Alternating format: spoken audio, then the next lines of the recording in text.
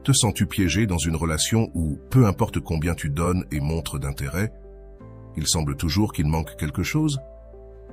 C'est ce vide inconfortable, ce nœud dans la poitrine qui surgit lorsque tu ne sais pas si tu es vraiment valorisé. Peut-être as-tu vécu des moments où ton partenaire est incroyablement affectueux et attentionné, mais quand tu t'y attends le moins, toute cette affection s'évapore, te laissant seul avec des questions. Tu te demandes, pourquoi une personne qui semble t'aimer peut-elle changer si drastiquement? Pourquoi, juste au moment où tu commences à te sentir à l'aise, l'attention et l'affection se transforment-elles en éloignement ou en indifférence? Ce type de comportement ne génère pas seulement des doutes, mais sème aussi des insécurités que tu n'avais pas auparavant. Et le pire, c'est que tu attends que cette phase douce revienne, seulement pour découvrir que le cycle se répète encore et encore. T'es-tu demandé si c'est quelque chose que tu as fait? Mais au fond, tu sais que le problème ne vient pas de toi. Pourtant, tu te trouves enchevêtré dans cette dynamique, avec la peur constante de perdre ces brefs moments d'amour et de proximité qui semblent s'échapper comme du sable entre les doigts. Mais il ne s'agit ni de toi, ni de combien tu aimes ou de combien tu fais pour garder cette personne près de toi. T'es-tu déjà demandé s'il existe un moyen de changer les règles du jeu? Imagine prendre le contrôle de cette situation, faisant en sorte que ton partenaire voit tout ce qu'il perdrait en ne t'ayant pas à ses côtés. Que cette anxiété et ces insécurités que tu ressens maintenant se renversent, faisant de l'autre personne celle qui a peur de te perdre. Dans cette vidéo, je vais te montrer comment faire ce pas. Nous allons explorer comment retrouver ta sécurité, comment transformer la dynamique et comment arriver à un point où ce soit ton partenaire qui se soucie de ne pas t'avoir dans sa vie et qui ressent une véritable peur et terreur de te perdre. L'intermittence dans les relations est une dynamique émotionnellement complexe et difficile qui, malheureusement, de nombreuses personnes finissent par expérimenter sans réaliser ses effets. Mais avant de commencer, veuillez vérifier votre abonnement à cette chaîne. Cette vidéo a été réalisée avec soin et mérite votre attention. Si vous l'appréciez, activez la cloche de notification pour ne manquer aucune autre vidéo. En termes simples, cette intermittence se produit lorsqu'une personne dans la relation alterne entre des périodes d'attention et d'affection et des moments de froideur ou d'indifférence, générant une sensation de montagne russe émotionnelle chez l'autre personne. Cette situation est en essence le résultat d'un schéma de renforcement intermittent, largement étudié en psychologie. Le psychologue B.F. Skinner, célèbre pour ses études sur le conditionnement opérant, a décrit le renforcement intermittent comme un processus où une récompense ou un signal positif est donné de manière sporadique, maintenant l'intérêt ou le comportement de l'autre personne. Dans le contexte d'une relation, cela signifie que les manifestations d'affection d'une personne intermittente ont un effet similaire à celui d'une récompense aléatoire, maintenant l'autre personne accrochée et illusionnée, en attente de la prochaine démonstration d'affection. Ce schéma de renforcement intermittent dans une relation peut générer une forme de dépendance émotionnelle. La personne qui reçoit cette dose occasionnelle d'affection se retrouve dans un cycle où elle attend anxieusement le prochain moment d'affection. Bien que les périodes d'indifférence puissent être plus fréquentes ou intenses, la psychologue Esther Blasquez-Alvarez mentionne que ce type de dynamique fait que la personne affectée éprouve de l'anxiété, se posant sans cesse des questions sur ce qu'elle a mal fait ou si elle mérite plus d'attention, ce qui génère une grande insécurité. De plus, en vivant dans une dynamique aussi instable, de nombreuses personnes commencent à justifier ou à rationaliser l'indifférence de leur partenaire, allant même jusqu'à se blâmer elles-mêmes. Au fur et à mesure que la relation avance, le cycle d'attachement se renforce et peut même devenir une sorte de dépendance émotionnelle, où la personne se sent piégée dans cette relation ambivalente. L'intermittence affecte donc non seulement la stabilité émotionnelle, mais a aussi des implications profondes sur l'estime de soi. La psychologue Laura Barrero-Lafuente explique que ce type de dynamique peut amener la personne à croire que sa valeur dépend de la façon dont l'autre la traite. Par conséquent, lorsque l'affection est exprimée, la sensation de valeur personnelle augmente, tandis qu'en période de froideur ou d'absence, elle diminue. Ce changement dans l'autoconcept basé sur l'intermittence du partenaire est l'une des raisons pour lesquelles il est si difficile de rompre avec ce type de relation, car cela affecte profondément la perception de soi. De plus, l'intermittence est courante dans les relations avec des personnes narcissiques qui utilisent cette technique comme un moyen de manipulation. Les narcissiques savent qu'une dose occasionnelle d'attention suffit à maintenir l'autre personne accrochée et alternent cela avec des moments de désintérêt, créant une dépendance émotionnelle qui les favorise. Le narcissique devient le centre de la relation, tandis que l'autre personne reste piégée dans ce cycle. La dépendance émotionnelle qui découle de l'intermittence peut entraîner un épuisement émotionnel profond. Souvent, les personnes dans ce type de relation présentent des symptômes d'anxiété, de stress et de faible estime de soi. Les moments d'affection fonctionnent comme une ancre émotionnelle, leur donnant l'espoir que la relation puisse s'améliorer ou que l'autre les aime vraiment. Cependant, la réalité est que ces moments sont calculés et font partie du cycle. Une autre question pertinente sur l'intermittence est l'impact qu'elle a sur la santé mentale à long terme. Ils ont démontré que les relations basées sur le renforcement intermittent peuvent conduire la personne à un état d'hypervigilance, où elle reste en alerte constante, attendant le prochain signe d'affection ou d'attention. Cette hypervigilance affecte sa capacité à profiter de la vie pleinement, car toute son énergie est consacrée à la relation. La psychologue Brenda Ruan-Bodmer souligne qu'il est fondamental que les personnes dans une relation intermittente parviennent à identifier ce schéma pour éviter une usure accrue. Le manque de stabilité et de sécurité émotionnelle dans la relation est l'un des principaux facteurs qui empêchent les personnes de mener une vie émotionnelle saine et équilibrée. Ruan met également en avant l'importance d'établir des limites et de travailler sur l'estime de soi pour contrebalancer les effets négatifs de ces relations. Pour ceux qui se trouvent piégés dans une relation de ce type, il peut être difficile de prendre la décision de rompre le cycle. L'intermittence crée l'illusion que l'amour est quelque chose qui doit être mérité, ce qui fait que de nombreuses personnes sentent qu'elles doivent s'efforcer davantage, qu'elles doivent faire plus pour obtenir cette attention. Cependant, il est important de reconnaître qu'une relation saine ne nécessite pas ces efforts constants ni cette instabilité émotionnelle. Certains psychologues ont comparé cette situation à une forme d'abus émotionnel. Bien que l'intermittence ne soit pas toujours intentionnelle, l'effet qu'elle produit est tout aussi nuisible. La personne affectée peut en venir à se sentir piégée, avec une estime de soi détériorée, incapable de comprendre pourquoi la relation ne coule pas naturellement. Et le problème ne réside pas en elle, mais dans la dynamique qui s'est créée. L'une des clés pour sortir de cette situation est de reconnaître le problème. Les personnes doivent apprendre à identifier quand elles sont dans une relation intermittente et comprendre que l'amour et l'affection ne doivent pas être soumis à des conditions ou à des changements aussi extrêmes. Une relation basée sur le renforcement intermittent n'est pas saine et, à long terme, n'apporte que de la souffrance. Un exemple quotidien de cette dynamique est lorsqu'un couple passe un week-end rempli d'affection et d'attention, mais le lendemain, l'un des membres se montre distant ou irritable, sans raison apparente. La personne affectée, au lieu de confronter ce changement de comportement, peut le justifier en pensant que son partenaire est stressé par le travail ou qu'il a simplement besoin d'espace. Ce type de rationalisation est une forme de restructuration de la réalité, où les faits sont réinterprétés pour éviter de faire face à la possibilité d'un problème plus profond dans la relation. Le déni est un autre mécanisme de défense courant dans ces situations. Par exemple, si une personne subit des accès de colère de son partenaire suivis de périodes d'affection, elle peut minimiser la gravité de ces crises en disant des choses comme « il ou elle avait juste une mauvaise journée » ou « il ou elle ne le disait pas sérieusement ». En niant la réalité des comportements négatifs, la personne évite de confronter la possibilité que la relation soit nuisible. Ce cycle d'intermittence et d'utilisation de mécanismes de défense peut mener à une forme de dépendance émotionnelle, similaire au syndrome de Stockholm, où la personne développe un attachement envers celui qui la maltraite. L'alternance entre affection et maltraitance crée une dynamique dans laquelle la victime s'accroche aux moments positifs et justifie ou minimise les négatifs, perpétuant ainsi la relation toxique. L'intermittence dans les relations repose sur un cycle qui tend à bénéficier de la réponse émotionnelle et psychologique qu'elle génère chez le partenaire affecté.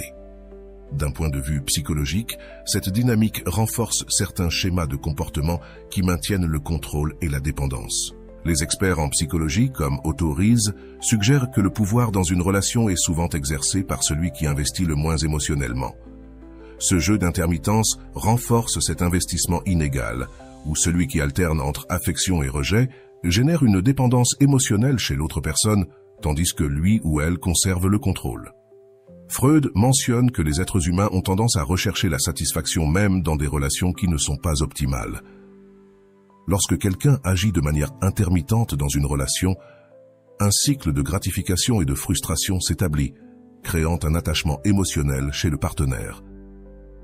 Freud souligne que les désirs inconscients motivent souvent ce comportement, surtout chez ceux qui craignent la vulnérabilité ou l'intimité totale. En maintenant leur partenaire dans un état d'attente constant, la personne intermittente évite l'engagement émotionnel complet et maintient une barrière psychologique qui lui offre un sentiment de contrôle et de sécurité. Aujourd'hui, je parlerai de l'ombre, un aspect de la personnalité qui n'est pas toujours conscient. Ceux qui exercent l'intermittence peuvent percevoir ce comportement comme une manifestation de leur ombre, où se mêlent désir de proximité et peur de l'intimité. Dans sa théorie, Jung établit que l'ombre contient ces aspects de nous-mêmes que nous évitons de voir, comme la peur de la vulnérabilité ou le besoin de pouvoir. Dans ce sens, une personne qui utilise l'intermittence dans une relation pourrait projeter des insécurités profondes et un besoin inconscient de valider son pouvoir et son contrôle sur l'autre. Ce cycle de comportement intermittent crée également un état de sécurité et de confort pour celui qui les exerce, car il sent que son partenaire est piégé dans la relation. En termes de Walter Rizzo, de nombreuses personnes qui exercent ce contrôle intermittent trouvent refuge dans la relation, car celle-ci leur permet d'être qui ils sont sans changer, puisque l'autre semble disposé à supporter un traitement incohérent. Cette idée est renforcée par le fait qu'en alternant entre un traitement affectueux et distant, le partenaire établit une zone de sécurité où il peut évoluer librement. L'utilisation de l'intermittence dans les relations peut également être expliquée à partir du modèle d'attachement de John Bowlby. Selon Bowlby, ceux qui présentent un style d'attachement évitant ont tendance à craindre la proximité et à résister à la dépendance émotionnelle. Ainsi, en exerçant l'intermittence, ils maintiennent leur partenaire à une certaine distance, ce qui leur permet d'éviter l'engagement total sans s'éloigner complètement. En adoptant un traitement fluctuant, l'individu ne crée pas seulement de la dépendance chez son partenaire, mais évite également le risque d'une relation plus engagée. Walter Rizzo souligne que de nombreuses personnes dans des relations intermittentes apprécient le statu quo, car elles n'ont pas à faire face à l'inconfort d'affronter leurs propres peurs ou limitations émotionnelles. Ce schéma leur permet de maintenir une barrière qu'ils ne franchissent pas, tout en profitant des bénéfices émotionnels et physiques de la relation. Le concept de routine dans la relation devient également un refuge, car la personne sent qu'elle peut agir de manière incohérente sans craindre de grandes conséquences. Selon la théorie de Freud sur la compulsion à la répétition, l'individu qui exerce l'intermittence pourrait être en train de répéter des schémas de relations passées, où l'incohérence était une constante. Freud croyait que les êtres humains, de manière inconsciente, ont tendance à rechercher des relations qui reproduisent leurs expériences passées. Ainsi, celui qui exerce l'intermittence peut être piégé dans un cycle de comportement appris, dans lequel il blesse et est satisfait par son partenaire d'une manière qui renforce son propre sentiment de contrôle et de stabilité. Erich Fromm apporte également une vision intéressante sur la dynamique du pouvoir dans les relations. Fromm disait que de nombreuses personnes cherchent à dominer ou contrôler les autres pour combler un vide émotionnel personnel. Ainsi, le cycle d'intermittence crée un scénario dans lequel la personne peut satisfaire ce besoin sans faire face à ses propres peurs. Fromm suggérait que ce type de contrôle est une manifestation d'insécurité profonde et de l'incapacité à aimer pleinement, puisque l'amour réel implique sacrifice et vulnérabilité. La psychologie comportementale explique également l'intermittence comme une forme de conditionnement. Le partenaire est entraîné à recevoir de temps à autre de l'affection, ce qui génère une dépendance émotionnelle dans laquelle les deux s'adaptent à un cycle de prévisibilité et d'acceptation. L'alternance entre le traitement affectueux et distant maintient l'autre personne dans un état d'alerte émotionnelle qui favorise la dépendance. Ainsi, la personne qui exerce l'intermittence sent que son partenaire ne s'éloignera pas, car le lien a été conditionné pour accepter cette dynamique comme normale. La dynamique peut également se transformer en un cycle de tromperie, où la personne intermittente se convainc elle-même que cette alternance d'affection et de froideur est une manière de maintenir la relation vivante. Dans cette perspective, ceux qui agissent de manière intermittente en viennent à justifier leurs actions comme faisant partie d'un comportement naturel ou authentique. Carl Rogers, l'un des pères de la psychologie humaniste, mentionnait que l'autotromperie est un mécanisme qui aide la personne à éviter la responsabilité émotionnelle. Rogers croyait que de nombreuses personnes évitent l'autoréflexion, préférant blâmer ou justifier leur comportement plutôt que d'examiner leur impact sur les autres. De plus, la zone de confort créée par l'intermittence permet à la personne d'expérimenter le pouvoir sur son partenaire. Savoir que ses actions ne provoqueront pas une rupture immédiate lui confère un sentiment d'impunité émotionnelle. On sent qu'on peut blesser sans conséquences réelles. Ce type de comportement s'observe chez des personnes qui, comme le mentionne Rizzo, ont été renforcées dans cette croyance par des expériences passées où leurs partenaires sont restés à leur côté malgré un traitement inconsistant. Piaget pourrait arguer que ce comportement se développe comme une sorte de schéma relationnel, un modèle d'interaction que la personne a intériorisé et dans lequel elle trouve sécurité. Les schémas, selon Piaget, sont des cadres mentaux qui nous aident à traiter l'information et à interagir avec le monde. Ainsi, ceux qui agissent de manière intermittente ont construit un schéma relationnel dans lequel l'amour n'est pas constant, mais un mélange d'attachement et de distanciation. Ce statu quo dans la relation intermittente crée une situation de confort où la personne se sent intouchable, ayant prouvé maintes fois que son partenaire ne l'abandonne pas, même lorsqu'elle le traite de manière ambivalente. D'un point de vue de la psychologie cognitive, cela renforce un biais de confirmation. Chaque fois que son partenaire reste à ses côtés, cela confirme sa croyance que ses actions n'auront pas de conséquences, ce qui renforce le cycle d'intermittence et de dépendance. Au fond, cette dynamique intermittente crée une relation de pouvoir où l'un domine émotionnellement et l'autre est dominé. Si tu as déjà ressenti que tu donnes plus que tu ne reçois dans une relation, sache que c'est l'un des signes les plus clairs que tu pourrais entrer dans une dynamique d'intermittence. Comme le dit Walter Rizzo, lorsque l'on investit davantage émotionnellement, on devient également plus vulnérable à la douleur et à la dépendance. Imagine que ta relation est une balance. Plus tu mets de ton côté, plus tu attends que ton partenaire fasse de même, n'est-ce pas? Cependant, lorsque l'autre personne n'équilibre pas l'investissement, le poids de la relation repose sur toi, te laissant piéger dans un effort constant pour soutenir quelque chose qui semble s'effondrer. Si tu investis trop sans recevoir la même chose en retour, tu risques d'entrer dans une sorte de spirale émotionnelle. Les bons moments, bien que rares, fonctionnent comme une récompense intermittente qui te garde accroché. Au lieu de remettre en question le manque de réciprocité, tu te concentres sur ces moments heureux, pensant que si tu donnes un peu plus, ces moments pourraient se multiplier. C'est ici que l'intermittence devient un piège. À mesure que tu augmentes ton investissement, espérant recevoir plus d'affection ou d'engagement, ces moments de bonheur deviennent encore plus rares. Cette situation est non seulement émotionnellement épuisante, mais aussi frustrante. Pendant que tu essaies de renforcer le lien, ton partenaire s'habitue à recevoir sans répondre. C'est comme si tu étais le seul à maintenir la relation, tandis que l'autre personne en bénéficie sans effort. Au lieu d'équilibrer l'investissement, le déséquilibre s'aggrave, te poussant à donner de plus en plus pour obtenir de moins en moins.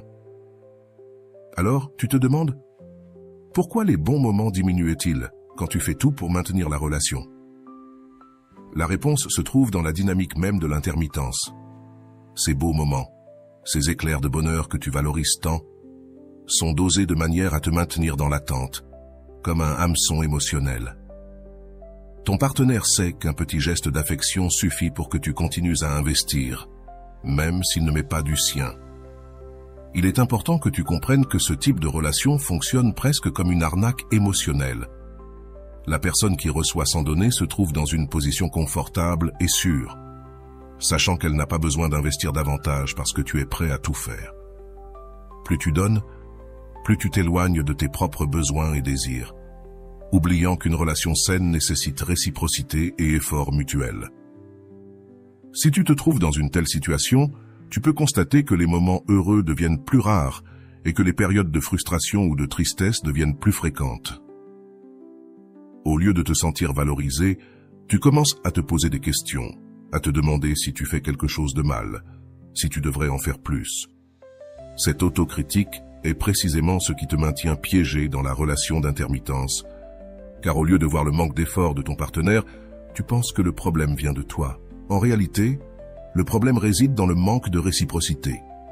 Personne ne devrait avoir à se battre seul pour maintenir une relation.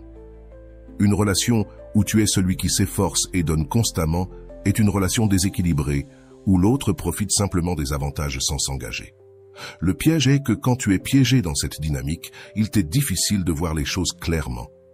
Tu continues d'investir et d'attendre, pensant qu'avec le temps, l'autre personne changera. Walter Rizzo l'explique clairement. Celui qui investit le plus dans la relation est celui qui souffre le plus. Au lieu de recevoir une récompense juste pour tes efforts, tu obtiens une relation où l'affection et les sentiments se transforment en monnaie d'échange que l'autre personne utilise à sa convenance. Pendant que tu donnes de plus en plus, l'autre s'habitue à recevoir sans avoir à rendre l'appareil, profitant de ta disposition et de ton engagement. C'est une situation dangereuse car cela peut te faire croire que tu dois faire encore plus pour que ta partenaire te valorise. Cependant, plus tu fais d'efforts, plus l'idée s'installe que tu seras là, quoi qu'il arrive. Ta partenaire sait qu'un geste minime de sa part suffit à te maintenir engagé, et ainsi se crée le cycle de la dépendance, où tu es celui qui cède constamment, tandis que l'autre ne prend que. Lorsque l'affection est dosée, chaque bon moment devient une sorte de renforcement qui garantit que tu resteras dans la relation. C'est comme une petite récompense qui te donne de l'espoir et te fait croire que si tu continues à te battre, ces moments seront plus fréquents. Pourtant, plus tu investis, moins tu recevras. Cette dynamique garantit que celui qui investit le moins aura toujours le contrôle, tandis que tu te trouves piégé dans une quête constante d'affection. Tu dois te rappeler qu'une relation ne devrait pas être une course où seul un partenaire se bat. Si tu es dans une situation où tu dois constamment faire des sacrifices sans recevoir en retour, il est probable que tu sois dans une relation d'intermittence ou en voie d'en établir une. Ce manque d'équilibre émotionnel n'est pas seulement injuste, il est aussi épuisant et peut gravement nuire à ton estime de soi. La réalité est qu'aucune relation saine ne se construit de cette manière. Plus tu donnes sans recevoir, plus tu es bloqué dans un cycle qui ne profite qu'à l'autre personne. En comprenant cela, tu peux prendre conscience et commencer à revaloriser ton propre bien-être. L'amour ne consiste pas à donner jusqu'à se sentir vide, mais à partager de manière équitable, où les deux partenaires se sentent valorisés et appréciés. Accepter que tu sois dans une relation déséquilibrée est difficile, mais c'est le premier pas pour rompre avec le cycle d'intermittence. Ne laisse pas l'espoir d'un avenir meilleur te faire perdre le présent. Si ton partenaire n'investit pas autant que toi, il est temps de te demander si cela vaut vraiment la peine de continuer.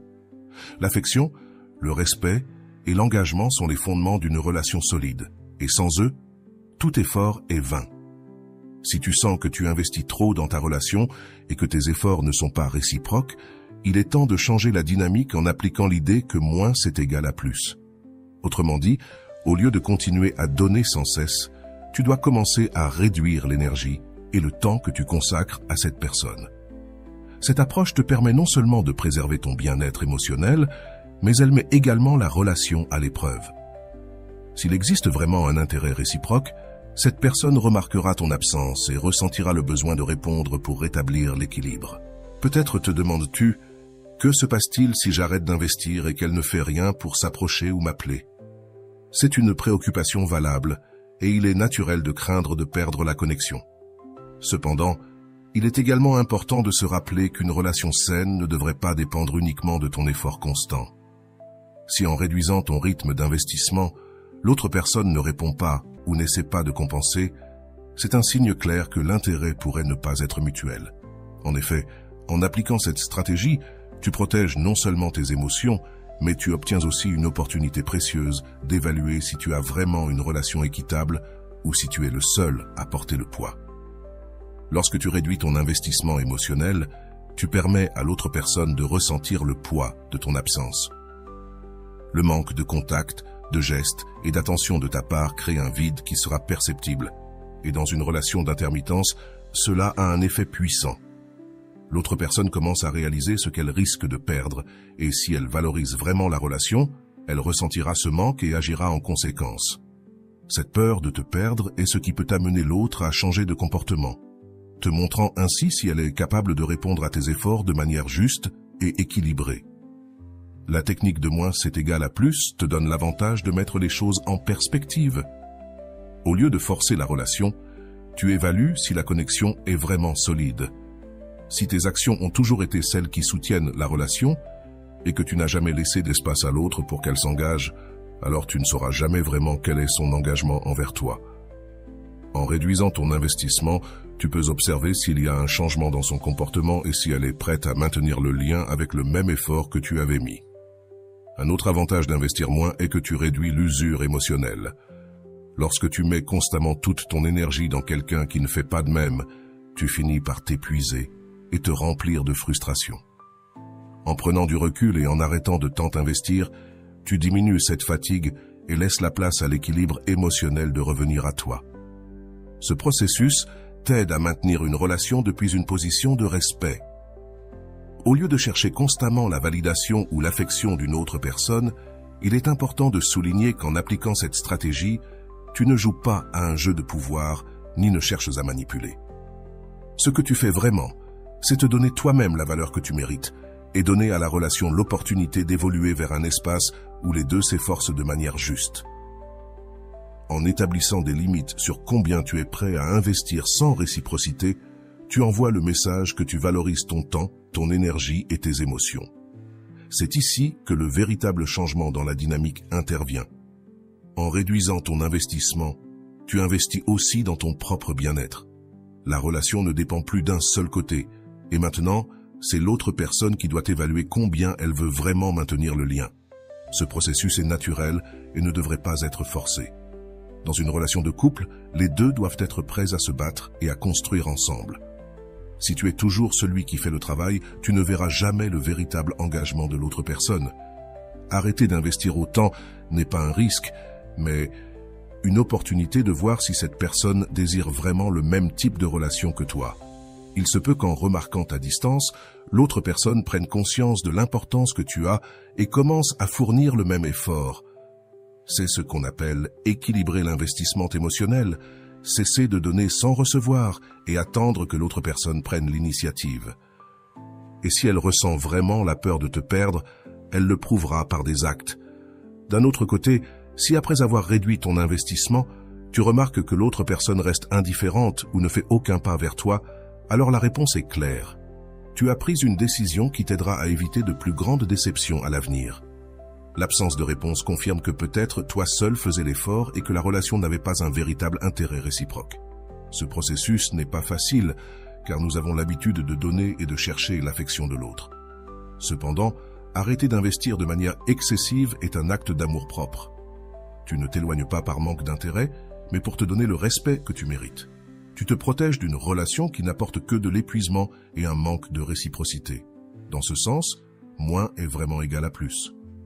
Moins d'investissement sans réciprocité signifie plus d'espace pour prendre soin de ton bien-être à long terme. Adopter cette mentalité t'aide à établir des relations saines et équilibrées. Si une personne n'est pas capable de répondre à ton absence, ni ne montre d'intérêt quand tu n'investis pas à 100%, alors ce n'est pas quelqu'un qui peut soutenir une relation juste. Tu ne devrais pas te contenter de moments d'affection intermittents. Tu mérites une relation où les deux sont engagés de manière égale. Ce processus te permet également de voir avec clarté la valeur que tu as et la capacité que tu as de maintenir ta dignité dans une relation. Tu n'es pas quelqu'un qui doit dépenser toute son énergie pour recevoir des miettes d'affection.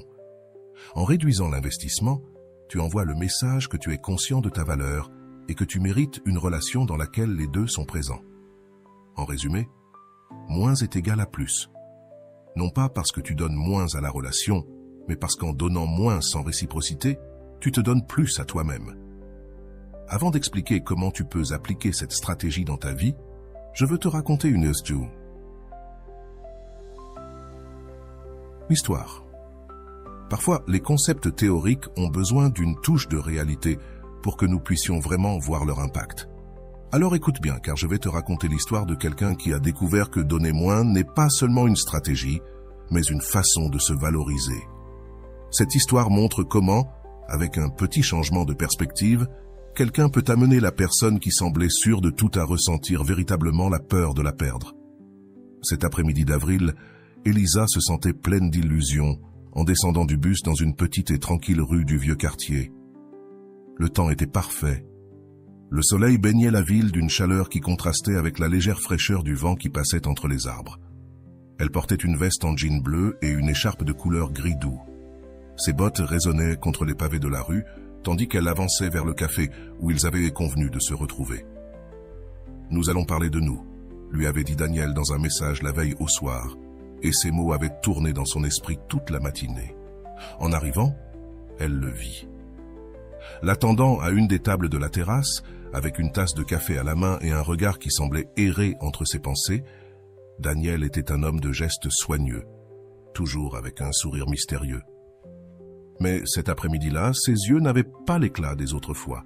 Elisa sentit un nœud dans l'estomac et, sans le vouloir, commença à faire des suppositions. « Salut », dit Elisa, en essayant de sonner naturellement tout en prenant place devant lui. « Salut, Ellie, comment ça va ?» répondit-il, évitant son regard et prenant une autre gorgée de café. Un silence gênant s'empara d'eux. Il était habituellement affectueux et blagueur, mais aujourd'hui il semblait différent, comme s'il portait une barrière invisible. « Je voulais juste savoir comment tu allais, » dit-elle, essayant de combler le vide des mots. Daniel soupira, détournant le regard vers l'horizon. « C'est compliqué, Elisa. Parfois, j'ai l'impression que nous sommes dans des endroits différents.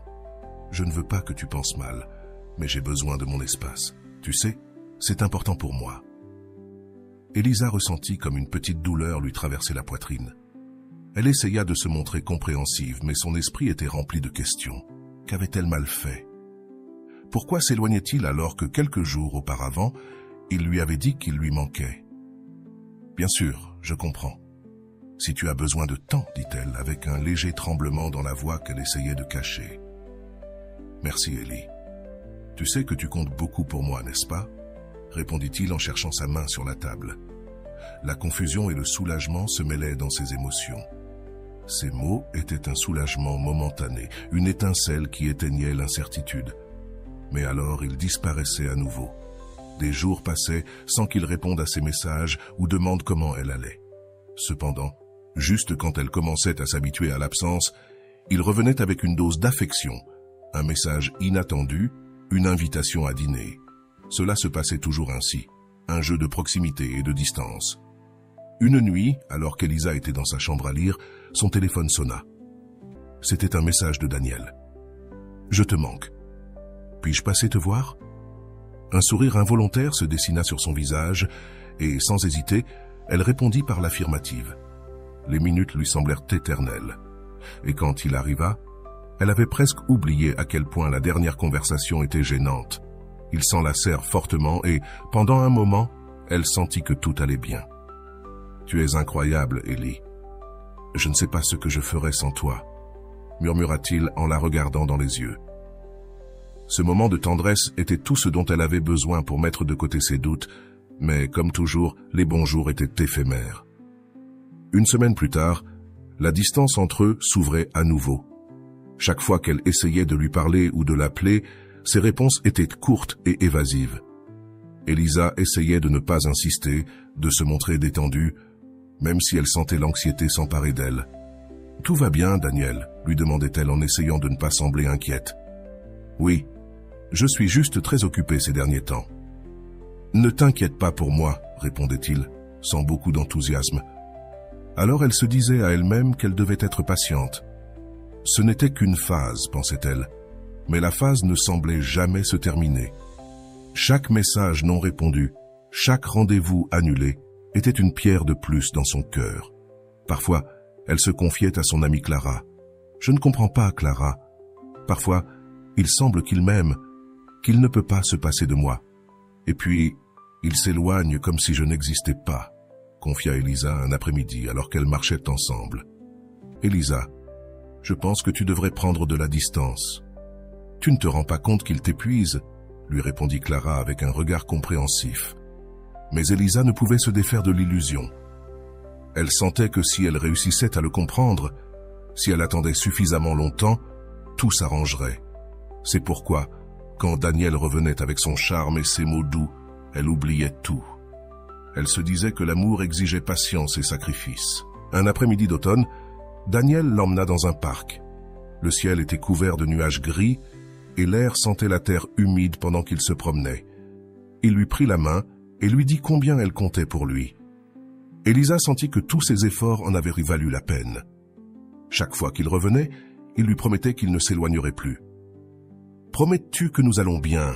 demanda-t-elle, entrelaçant ses doigts avec les siens. « Bien sûr, Ellie. J'ai juste besoin de temps pour régler certaines choses. Mais tu sais que tu es très importante pour moi, » lui répondit-il avec un sourire qui semblait sincère. Elle voulait croire ses mots. Cependant, la réalité revenait toujours avec la même dureté. Après cet après-midi, il disparut encore une fois. Des jours, des semaines passèrent, et les appels restèrent sans réponse. Chaque message qu'elle envoyait restait sans réponse. La tristesse et la frustration se mêlaient en elle. Mais juste au moment où elle était sur le point d'abandonner, il revenait. « Excuse-moi, j'étais occupé avec le travail. Tu me manques, Ellie, » disait-il, et elle, comme toujours, l'acceptait de nouveau. Lors de leur rencontre, il était attentionné et affectueux, et ces moments lui faisaient oublier les fois où elle s'était sentie seule. Il lui offrait des fleurs, l'emmenait dîner, lui faisait sentir qu'elle était spéciale. Mais après quelques jours, il disparaissait à nouveau, la laissant une fois de plus dans l'incertitude. « Pourquoi fais-tu ça, Daniel ?» demanda-t-elle une nuit d'une voix tremblante. « Ce n'est pas à cause de toi, Ellie. Tu sais que j'ai beaucoup de choses en tête, » répondit-il, esquivant le sujet. C'était un cycle qui semblait sans fin. Chaque fois qu'il apparaissait, elle avait l'impression que tout allait changer, qu'enfin il pourrait être heureux, sans condition. Cependant, lorsque la distance revenait, elle sentait qu'elle tombait dans un vide. Malgré tout, elle ne pouvait pas l'éviter. Elisa se souvenait toujours de cette nuit où Daniel s'était assis à la table avec ses parents. C'était un dîner chaleureux. La maison était éclairée par une douce lumière jaune et l'arôme de la nourriture maison remplissait l'air. Daniel se montrait charmant, sincèrement intéressé à les connaître, et avec chaque mot, il semblait consolider encore plus son engagement envers Elisa. Ses parents échangeaient des regards d'approbation pendant qu'il parlait de ses projets d'avenir, mentionnant à quel point il voulait de la stabilité et qu'il cherchait une relation dans laquelle il pourrait grandir et fonder une famille. « C'est un plaisir de vous rencontrer, » dit-il en levant un verre de vin. « Depuis que j'ai connu Elisa, j'ai su qu'elle était spéciale, quelqu'un avec qui je voulais quelque chose de sérieux. » Elisa écoutait ces mots, ressentant un mélange de fierté et d'espoir. C'était l'homme dont elle avait toujours rêvé, et ce geste de s'impliquer avec sa famille lui donnait la sécurité de savoir qu'enfin, après tant de moments incertains, il était prêt à bien faire les choses. En se disant au revoir, Daniel s'adressa à sa mère avec un sourire chaleureux et la remercia de l'avoir invitée cette nuit-là. Elisa ne put s'empêcher d'imaginer leur avenir ensemble, son mariage, leur vie partagée. Tout semblait si parfait, si réel. Cependant, quelques semaines plus tard, lorsque la réalité s'imposa, les choses revinrent à changer. Juste au moment où elle croyait que tout allait bien, Daniel s'éloigna à nouveau, se montrant évasif dans les messages et distant dans les conversations. Elle essayait de ne pas trop penser à sa froideur, se justifiant par le stress au travail. Mais à mesure que les jours passaient, ce vide dans sa poitrine devenait de plus en plus évident. Un mois plus tard, Daniel la surprit à nouveau. C'était l'anniversaire de sa nièce, et il insista pour l'accompagner à la célébration. Elisa était excitée, elle sentait qu'il s'impliquait vraiment dans sa vie. Pendant la fête, Daniel se montra affectueux et attentif avec la petite fille, la faisant rire et lui montrant des tours de magie avec des cartes qu'il avait dans sa poche. C'était incroyable de le voir ainsi, si proche de sa famille, la faisant croire en chaque promesse implicite de ce geste. « Tu as une nièce charmante, Ellie. J'adorerais la voir grandir à tes côtés, » lui dit-il pendant qu'ils observèrent la petite jouer avec ses amis. « Vraiment ?» demanda-t-elle, le cœur battant vite, espérant que cette déclaration était sincère. « Bien sûr, je n'ai aucun doute que je veux construire quelque chose de durable avec toi, » confia-t-il en la regardant dans les yeux. La chaleur de cet après-midi l'accompagna pendant plusieurs jours. Elisa sentait que cette fois tout serait différent, qu'enfin, elle pourrait avoir la stabilité qu'elle désirait tant. Cependant, peu après, l'intermittence frappa à nouveau. Ils avaient prévu de dîner dans leur restaurant préféré une nuit. Elle arriva à l'heure. Elle s'est assise et a attendu, regardant passer les minutes sur l'horloge tout en vérifiant son téléphone, mais il n'y avait aucun message. Le temps avançait et Elisa commençait à s'inquiéter. Elle a essayé de l'appeler plusieurs fois, mais tous les appels furent vains. Une sensation de vide et de déception s'est emparée d'elle, et après avoir attendu 1 heure sans réponse, elle a décidé de partir. Elle est rentrée chez elle, sentant que le sol s'effondrait sous ses pieds. Chaque pas lui semblait une épreuve de sa vulnérabilité, de la façon dont elle avait placé tout son espoir en quelqu'un qui, à ce moment-là, ne se préoccupait même pas de lui envoyer des excuses. Le lendemain, lorsqu'elle a enfin réussi à le joindre, Daniel a répondu avec indifférence « Désolé Ellie, j'ai oublié. J'étais fatigué et j'ai préféré rester chez moi », a-t-il dit d'un ton qui dénotait un zéro intérêt pour ce qu'elle avait ressenti. Cette réponse l'a laissé glacée. Comment pouvait-il être si insensible après avoir montré tant de signes de vouloir quelque chose de sérieux? Elisa a ressenti un mélange de colère, de tristesse et de confusion. Chaque fois qu'il se montrait affectueux, il parvenait à lui faire croire en lui, à baisser ses barrières et à lui donner une autre chance. Mais dès qu'elle le faisait, il revenait à la décevoir, la laissant avec le cœur brisé et l'estime de soi meurtrie. Avec le temps, ce cycle est devenu plus intense et confus. Chaque fois que Daniel s'éloignait, Elisa ressentait une anxiété constante, attendant qu'il lui redonne une miette d'attention. Elle savait que ce n'était pas sain, mais elle se sentait piégée, comme si la dépendance émotionnelle qu'elle avait développée la poussait à attendre toujours quelque chose de lui, même si cette attente était douloureuse. Finalement, un jour, après l'une de ses habituelles disparitions, Elisa a décidé de chercher de l'aide. Elle savait que peu importe à quel point elle aimait Daniel, cette relation ne la rendait pas heureuse. La thérapeute qu'elle a rencontrée était une femme d'âge moyen, au visage aimable, qui l'a écoutée attentivement sans la juger.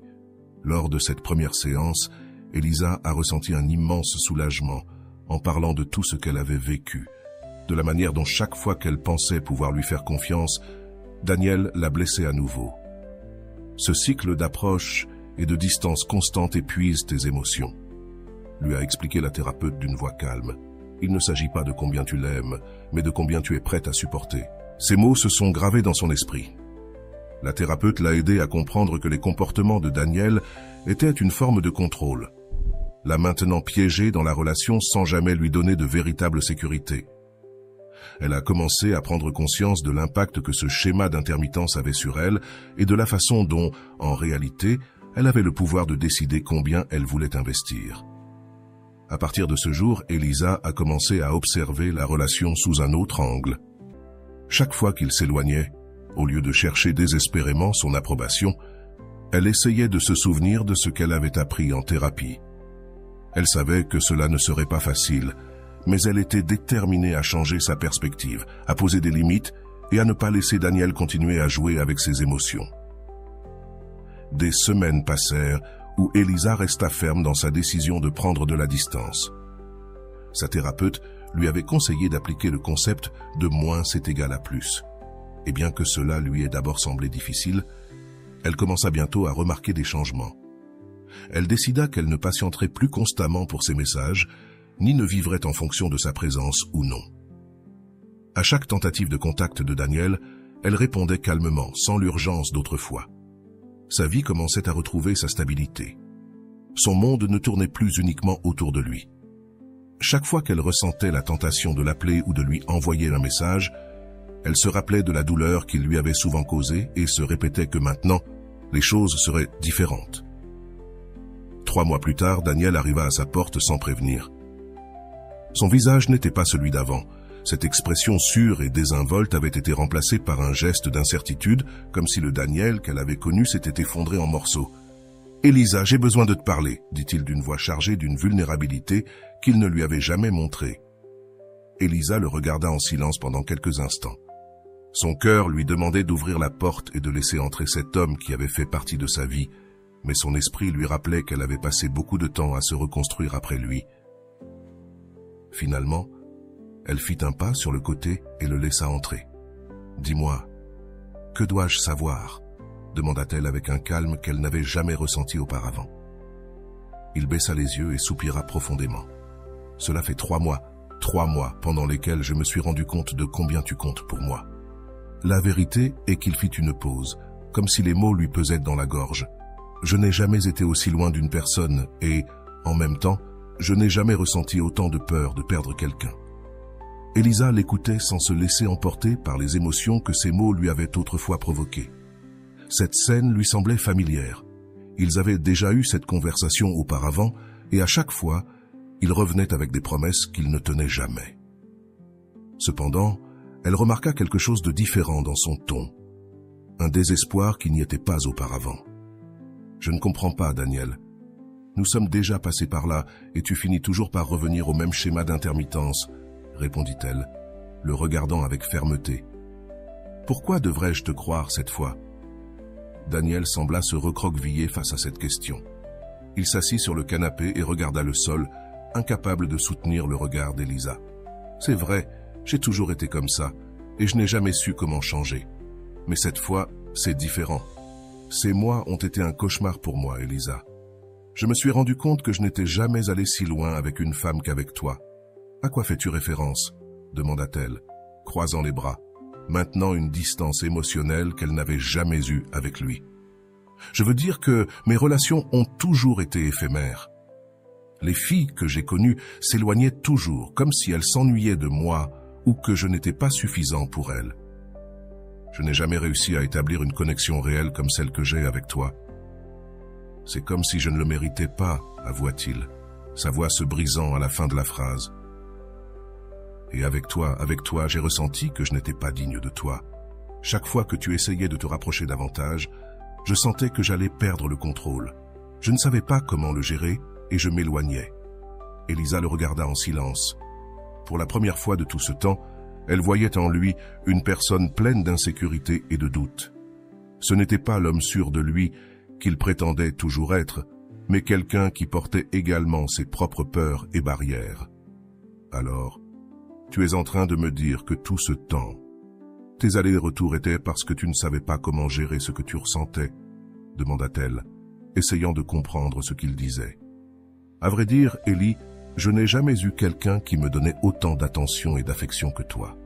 Je ne savais pas comment gérer cela et, parfois, je pensais que je perdrais tout de la même manière que les autres relations se sont évaporées. J'ai toujours eu l'impression que si je m'impliquais trop, je finirais par être rejeté. C'est pourquoi je m'éloignais, dit-il, regardant au loin comme s'il cherchait les mots justes dans le vide. La confession de Daniel toucha quelque chose en elle, mais elle n'était pas encore sûre que cela changeait quelque chose. Ces paroles lui firent voir que, après tout, son intermittence n'était pas un simple jeu de manipulation, mais le reflet de ses propres peurs. Mais elle ne pouvait pas oublier le mal qu'il lui avait causé. « Daniel, ce que tu es en train de me dire n'est pas une excuse pour la façon dont tu m'as traité. Tu m'as laissé planter et tu as ignoré mes messages. Tu m'as fait sentir invisible. Je ne pense pas que ce soit juste que tu t'attendes à ce que, simplement parce que maintenant tu me dis tes raisons, tout soit bien, » dit-elle d'un ton ferme, gardant son calme. Il hocha la tête, conscient que ces mots ne suffiraient pas à réparer le mal. « Je le sais, Elisa, et je n'attends pas que tu me pardonnes immédiatement, mais je veux que tu me donnes une chance de prouver que cette fois, je peux changer. Je ne sais pas comment le faire, je me rends juste compte que j'ai besoin de toi, que je veux apprendre à construire quelque chose avec toi. » Elisa respira profondément, ressentant un mélange de tristesse et de compréhension. Elle savait que ses mots étaient sincères, mais elle était également consciente que seul le temps prouverait s'il était prêt à changer. « Cela ne fonctionnera pas si tu comptes seulement sur moi pour le résoudre, Daniel. Tu dois travailler sur toi-même. »« Je ne peux pas être celle qui porte tes insécurités, » répondit-elle, le regardant sérieusement. Il hocha la tête avec une expression qui montrait le poids de ses paroles. « Je le sais, et je suis prêt à essayer si tu me le permets. Je veux aller en thérapie avec toi. Je sais que ce ne sera pas facile, mais je veux le faire. Je veux que nous puissions guérir cela ensemble et surmonter mes propres fantômes. » Elisa, surprise, l'observa en silence. « C'était la première fois qu'il se montrait vraiment disposé à affronter ses problèmes de manière honnête. Il savait que la décision n'était pas facile, mais il comprenait aussi que, s'il était prêt à travailler là-dessus, peut-être pouvait-il construire quelque chose de réel, quelque chose au-delà de l'intermittence et de la peur. Dans la salle de thérapie, la tension se faisait sentir dans l'air. Elisa et Dano s'étaient assis ensemble sur le canapé du bureau, observant chaque geste et réaction de l'autre, essayant d'interpréter ce que chacun ressentait, mais sans pouvoir trouver les mots appropriés. Devant eux, le thérapeute les observait attentivement, prenant des notes et laissant le silence initial servir d'espace pour que chacun respire, mettant de côté les émotions qu'ils avaient accumulées au fil des mois. Finalement, le thérapeute rompit le silence. « Bien, Daniel, pourquoi ne commences-tu pas par me dire comment tu te sens dans cette relation ?» demanda-t-il d'un ton serein et calme, lui permettant de s'ouvrir sans jugement. Daniel détournait le regard vers le sol. Il semblait embarrassé et nerveux, mais il commença à parler. « Je crois que j'ai toujours ressenti de la peur dans mes relations. C'est comme si, en commençant quelque chose avec quelqu'un, je savais d'avance que ça ne durerait pas. Et avec Elisa, je sens qu'elle est différente. Mais chaque fois qu'elle se montrait intéressée, surtout quand elle était affectueuse, attentive, même lorsqu'il y avait un moment inconfortable d'intérêt physique, je voulais simplement fuir. » Le thérapeute observa avec un regard compréhensif et hocha lentement la tête. « Pourquoi crois-tu que tu réagis de cette façon lorsque Elisa montre de l'affection ?» Daniel prit une profonde inspiration. Ses mains tremblaient un peu. « Parce que, dans mon expérience, les femmes qui ont été avec moi ne me regardèrent pas de cette manière. J'ai toujours ressenti du rejet ou du jugement. J'étais habitué à ce qu'elles perdent rapidement l'intérêt pour moi ou à ce qu'elles ne veuillent plus être près de moi. » Elisa le regardait avec un mélange de surprise et de tristesse, réalisant qu'elle n'avait jamais imaginé la profondeur de ses insécurités. Dans ses yeux, Dano avait toujours semblé sûr de lui, mais maintenant elle voyait un homme qui avait passé une grande partie de sa vie à ressentir le rejet. Le thérapeute hocha de nouveau la tête, prenant quelques notes. « Ressens-tu que le rejet a été un élément constant dans ta vie ?» demanda-t-il d'une voix douce, presque paternelle. Daniel déglutit et hocha la tête. « Oui, dans chaque relation que j'ai eue, l'histoire a toujours été la même. J'essayais de donner le meilleur de moi-même, mais elle finissait par perdre l'intérêt. Je ne savais jamais ce que je faisais mal, et cela me faisait sentir que je n'étais pas à la hauteur. » Le thérapeute le regarda avec empathie et réfléchit un instant avant de parler. « Il semble que tu aies assumé que le rejet est inévitable dans toutes tes relations, comme si c'était une condamnation. Mais je vais te dire quelque chose d'important. Chaque relation est unique, Daniel. Bien qu'il existe des schémas, tu ne peux pas supposer que chaque relation sera identique, car cela crée un cycle qui ne fait que perpétuer le même résultat. » Daniel le regarda un peu confus, mais hocha la tête. « Alors, tu es en train de dire qu'au lieu d'anticiper qu'Elisa va me quitter, je devrais me permettre d'expérimenter ce que c'est que d'être dans une relation saine, même si cela me fait peur ?» Le thérapeute sourit légèrement. « Exactement. Tu essaies de te protéger de la douleur en anticipant la fin trop tôt. En faisant cela, tu prives la relation de l'opportunité de se développer, et d'une certaine manière, tu sabotes quelque chose qui pourrait être différent et positif pour toi. » Elisa regardait Daniel, comprenant maintenant que son intermittence et ses réactions de rejet n'étaient pas un manque d'amour, mais une défense qu'il avait construite pour ne pas ressentir la même douleur encore et encore. C'était comme s'il s'éloignait pour essayer de prendre le contrôle d'une fin qu'il craignait, mais qui n'était pas encore arrivée. « Daniel, tu as mentionné que tu te sentais mal à l'aise lorsque Elisa se montrait affectueuse avec toi, même lorsqu'elle montrait un intérêt physique. Peux-tu nous expliquer pourquoi cela te faisait vouloir fuir ?» demanda le thérapeute, essayant d'approfondir le sujet.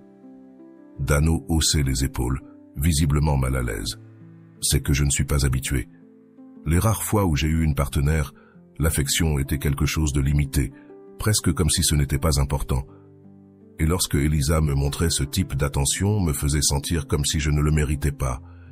Je sens qu'elle est trop pour moi, que quelqu'un comme ça ne devrait pas être avec quelqu'un comme moi. » Elisa a ressenti un nœud dans l'estomac en entendant ces mots. Dans de nombreuses occasions, quand elle essayait de s'approcher ou de lui montrer de l'affection, elle sentait que Daniel se mettait sur la défensive ou que simplement son affection n'était pas la bienvenue. Elle avait pensé qu'il ne s'intéressait pas à elle, ou qu'il ne la trouvait pas attirante. Mais maintenant, elle comprenait que, pour lui, recevoir ce type d'attention était quelque chose de complètement nouveau et inconnu. Quelque chose qui, loin de le réconforter, l'effrayait.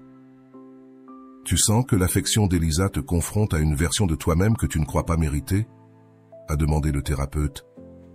Daniela a senti qu'elle respirait profondément. « Oui, c'est ça. Quand elle me regarde de cette manière ou quand elle me cherche, je sens que je ne suis pas assez. Et alors, au lieu de me laisser aller, je préfère m'éloigner. C'est plus facile que de la décevoir. » Elisa a ressenti une douleur dans la poitrine. Elle avait cru que le désintérêt de Daniel à son égard était un signe de rejet. Mais maintenant, elle comprenait qu'il s'agissait de ses propres peurs et de sa capacité à comprendre ce que signifiait une relation saine.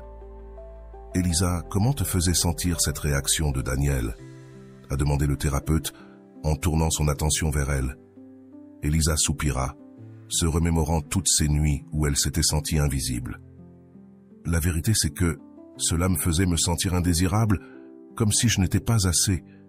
Je pensais qu'il ne s'intéressait pas à moi ou que je commettais une erreur. J'ai même fini par douter de moi-même. » Dan a regardé avec une expression de regret, réalisant l'impact que sa propre peur avait eu sur elle. « Ce n'était pas mon intention de te faire sentir ça, Ellie. Je n'ai jamais voulu que tu penses que tu n'étais pas assez. C'est juste que je ne sais pas comment réagir quand quelqu'un comme toi me donne autant d'attention. » Le thérapeute a hoché la tête, saisissant le cœur de la situation. « Daniel, une partie de ce processus sera d'apprendre à accepter l'affection d'Elisa sans sentir que tu dois fuir. Tu ne peux pas construire une relation basée sur les peurs du passé. L'idée que chaque relation est unique est précisément pour que tu comprennes que cette histoire n'a pas à se terminer comme les précédentes. » Daniel a lentement hoché la tête, comme s'il commençait à comprendre le poids de ses mots. « Donc, tu penses que je peux m'habituer à être dans une relation saine? Parce que, honnêtement, c'est quelque chose que je n'ai jamais expérimenté. »« C'est un processus, » a répondu le thérapeute. « Mais je suis sûr que tu peux apprendre à voir Elisa comme une partenaire et non comme quelqu'un qui va inévitablement te quitter. Il s'agit de construire ensemble, sans peur et sans hâte. Elisa est ici avec toi et elle est prête à marcher à tes côtés. » Elisa a senti son cœur se remplir d'espoir. Cette fois, elle savait que Daniel était prêt à vraiment essayer. L'histoire d'Elisa et Daniel nous offre une puissante réflexion sur la croissance émotionnelle et la capacité de changement que l'amour peut inspirer en une personne. D'un point de vue psychologique, la figure d'un homme sain ne se limite pas à quelqu'un qui a évité la douleur ou les blessures, mais représente celui qui a travaillé sur ses traumatismes et ses peurs, qui, après avoir affronté ses démons, parvient à devenir une personne complète et capable de construire une relation saine. Le chemin que Daniel a emprunté pour guérir et finalement devenir cet homme sain est un processus complexe. Mais la réaction d'Elisa, prenant de la distance et établissant des limites, a été ce qui a catalysé cette transformation. Dans ces mois de distance, Elisa a fait en sorte que Daniel ressente la peur réelle de perdre quelqu'un qu'il aimait. Il ne s'agit pas simplement de générer de l'insécurité chez l'autre, mais de lui montrer l'importance d'établir des limites et le respect de soi. Elisa, en privilégiant son bien-être, a envoyé un message de valorisation de soi, montrant qu'elle ne serait pas prête à tolérer un lien qui la laisserait en second plan ou qui continuerait dans un cycle toxique. En prenant ces mesures, elle a prouvé que le véritable amour repose sur le respect mutuel et la volonté de chacun d'améliorer les choses. Dans l'analyse de Rolando Goicoechea, un homme blessé qui n'a pas guéri ses traumatismes ne peut pas offrir un amour plein et constructif. Daniel, dans ses rencontres et ses désaccords avec Elisa, projetait ses blessures de rejet et a engendré des difficultés dans leur relation. Ces insécurités constituaient une barrière l'empêchant de se connecter profondément car il était prisonnier de la peur constante d'être abandonné à nouveau. Mais en confrontant cette peur, il a réalisé qu'il devait, plus que jamais, travailler sur lui-même pour pouvoir offrir à Elisa l'amour et la stabilité qu'elle méritait. L'importance de ce processus de guérison. Cela réside dans le fait qu'Elisa n'a pas été simplement une thérapeute émotionnelle pour Daniel, mais une inspiration pour qu'il prenne la décision de guérir par lui-même. Pour Goicoechea, Un homme véritablement sain et réparé ne cherche pas à ce que sa partenaire guérisse ses blessures, mais prend le contrôle de son processus de guérison et devient capable d'offrir de l'amour sans peur ni dépendance. C'est ce que Daniel a finalement compris, que pour construire une relation vraie et durable, il devait faire face à ses propres peurs. En réalisant la possibilité réelle de perdre Elisa, Daniel a ressenti un tremblement émotionnel, une panique qui l'a conduit à voir qu'il ne pouvait plus continuer à fuir ses problèmes. La détermination d'Elisa à donner moins dans la relation et à établir des limites a été ce qui l'a finalement poussé à rompre le cycle d'intermittence. L'absence d'Elisa lui a donné l'espace nécessaire pour réfléchir à ce qu'il voulait réellement, l'amenant à une profonde introspection qui l'a aidé à identifier et à comprendre les racines de ses insécurités. Un aspect fondamental de ce processus est le pouvoir du respect de soi et la valeur qu'Elisa a montrée en se retirant. De cette posture, Elisa a renforcé sa propre estime de soi et a appris à Daniel que l'amour ne doit pas être conditionné par des comportements intermittents. En adoptant cette attitude, elle lui a montré qu'une relation a besoin de la volonté des deux partenaires pour prospérer et que la peur de perdre quelqu'un ne doit pas être manipulée, mais canalisée vers la croissance et l'amélioration personnelle. L'histoire démontre que lorsqu'une personne établit des limites et fait un pas en arrière, l'autre est obligé de se confronter à lui-même et, s'il est vraiment courageux, à effectuer le travail intérieur nécessaire. Dans ce cas, Daniel a commencé à voir que son schéma de rejet et de peur n'était pas seulement un obstacle à la relation, mais un empêchement à son propre développement personnel. Cela reflète également le principe de Goïko-Echea sur l'homme qui se reconstruit par amour, comprenant que sa guérison n'est pas une faveur envers sa partenaire, mais un acte d'amour-propre. L'intervention du thérapeute a également apporté une nouvelle perspective à la situation de Daniel, en lui montrant qu'il était piégé dans un cycle de rejet auto-imposé. Le thérapeute l'a aidé à comprendre que ce schéma n'était pas un reflet de ses relations actuelles, mais d'un traumatisme qu'il perpétuait lui-même. Daniel, en entendant que chaque relation est unique, a compris qu'il projetait ses échecs passés dans sa relation avec Elisa, incapable d'accepter que cette fois, l'histoire pourrait être différente. La guérison et la décision de changer que Daniel a prise n'étaient pas seulement importantes pour lui, mais constituaient un véritable acte d'amour envers Elisa. En travaillant sur lui-même, il construisait une relation plus saine et stable pour tous les deux. Cela renforce l'idée que le véritable amour ne repose pas sur des mots ou des promesses vides, mais sur des actions significatives qui démontrent l'engagement envers le bien-être de l'autre. Dans le cas de Daniel, sa détermination à guérir et à s'améliorer lui a permis de devenir l'homme sain dont Elisa avait besoin. Un homme blessé peut créer un lien, mais il aura du mal à construire une relation pleine et authentique sans avoir d'abord travaillé sur ses propres conflits internes. En changeant par amour pour lui-même et pour Elisa, Daniel se débarrassait de la version de lui-même qu'il avait maintenue piégée dans le rejet et l'insécurité. Ce changement lui a non seulement permis de se connecter avec Elisa d'une manière nouvelle et plus honnête, mais lui a aussi donné l'occasion de vivre une relation authentique, libérée de l'ombre du passé. Pour Elisa, le changement de Daniel représentait également une leçon d'auto-valorisation. Elle a compris qu'elle méritait une relation où elle se sent respectée et appréciée dans son intégralité. La distance qu'elle a prise a non seulement eu un impact sur Daniel, mais lui a également donné l'espace pour redécouvrir sa propre valeur. En voyant que Daniel était prêt à travailler sur lui-même, Elisa a trouvé la certitude que sa décision avait été la bonne et que ses limites étaient la base d'une relation saine. Tout au long du processus, ils ont appris que l'amour véritable demande des efforts, mais surtout qu'il requiert que chacun soit complet en tant qu'individu.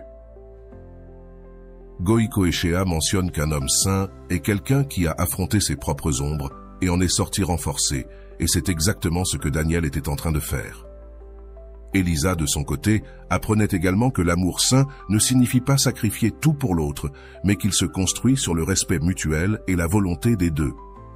En fin de compte, l'histoire d'Elisa et de Daniel nous montre que le véritable acte d'amour est celui où chacun, de son propre chef, travaille sur lui-même pour devenir de meilleurs compagnons. L'amour est une force qui peut guérir, mais seulement si nous sommes disposés à guérir pour nous-mêmes et non par l'attente de changer l'autre. Pour Daniel, Cela signifiait apprendre à accepter l'affection d'Elisa. Pour Elisa, cela signifiait comprendre que sa valeur ne dépend de personne d'autre. Quand Daniel a finalement décidé d'affronter ses insécurités et de s'engager à changer, il était non seulement en train de guérir par amour pour Elisa, mais surtout par amour pour lui-même. Cela est ce que Goiko Ekea définit comme la transformation d'un homme blessé en un homme sain. Quelqu'un qui, en reconnaissant ses effets, travaille sur eux pour construire quelque chose d'authentique. Dans ce cas, Daniel est devenu quelqu'un qui non seulement pouvait aimer véritablement, mais qui était aussi digne d'être aimé. T'es-tu déjà senti piégé dans une relation où tu sens que tu donnes tout, mais que tu reçois très peu en retour? Ou peut-être t'es-tu découvert en répétant des schémas d'insécurité et de peur de l'abandon, permettant à d'autres de dicter ta valeur? Si c'est le cas, tu n'es pas seul. Ce dont tu as besoin pour transformer cette situation et vraiment faire trembler n'importe qui par la peur de te perdre, c'est quelque chose de plus profond et puissant, une estime de soi équilibrée et un amour propre solide. Ce sont les fondations qui non seulement soutiennent tes relations, mais qui te protègent aussi et te font reconnaître la valeur que tu as. Pour réaliser un changement réel dans ta vie amoureuse et personnelle, travailler sur ton amour-propre n'est pas une option, mais une nécessité. Et voilà. J'espère que vous avez trouvé beaucoup de valeur dans cette vidéo. Merci d'être resté jusqu'à la fin de cette vidéo. J'adore quand vous faites ça. Si vous en voulez plus, vous pouvez écrire en commentaire « J'en veux encore plus ». J'espère vous revoir dans une autre vidéo.